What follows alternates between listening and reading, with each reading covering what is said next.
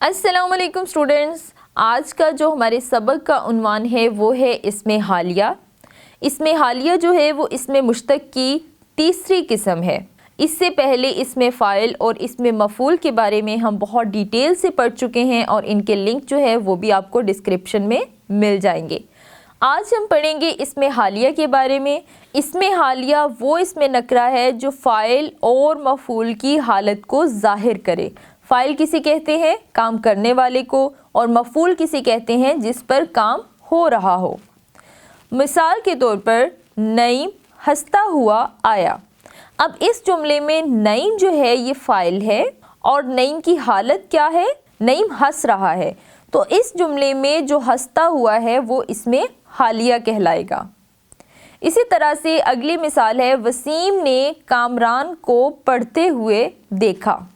کامران کیا ہے؟ یہ مفعول ہے کیونکہ کامران پر کام ہو رہا ہے، اور کامران کو کس حالت میں دیکھا؟ پڑھتے ہوئے دیکھا، تو پڑھتے ہوئے جو ہے وہ اسم حالیہ ہوگا۔ تو بچوں آپ نے دیکھا کہ دونوں جملوں میں پہلے میں ہنستا ہوا، دوسرے میں پڑھتا ہوا، وہ اسم حالیہ ہیں۔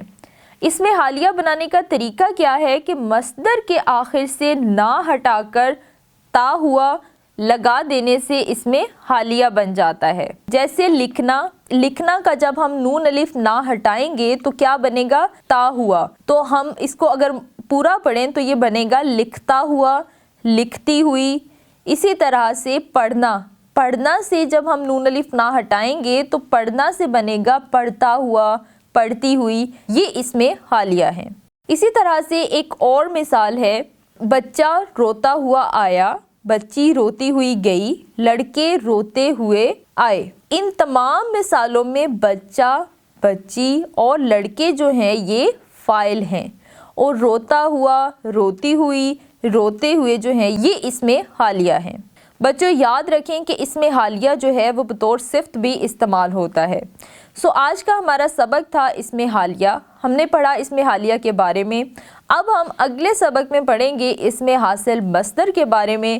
تب تک کے لیے مجھے دیجیے اجازت۔ اللہ حافظ۔